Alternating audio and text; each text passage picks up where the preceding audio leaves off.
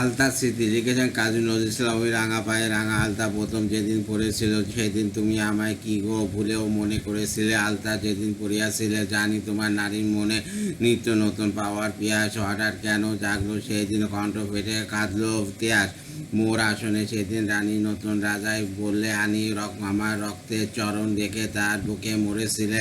আলতা যেদিনে পড়িয়াছিলে, মর্মমূলে হানলে আমার অবিশ্বাসের তীক্ষ্ণা শরীর। সেই কোন সখাই অজ্ঞ দিলে যুগল চরণ পদ্মে পড়ি, আমার প্রাণে রক্ত কমল নিগড়ে হল লাল পদতল।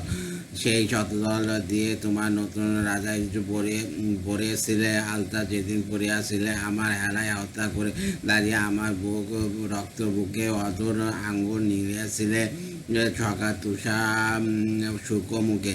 আলতা সে নয় সে যে খালি আমার মতো চুমুর লালি খেলতে হরি তাইতে গড়ি চরণ তরি পড়িয়াছিলে। আলতা যেদিন পড়িয়াছিলে, জানি রানী এমনই করে আমার রক্তে রক্ত ধারায় আমারই প্রেম জন্মে জন্মে তোমার পায়ে আলতা পরায়।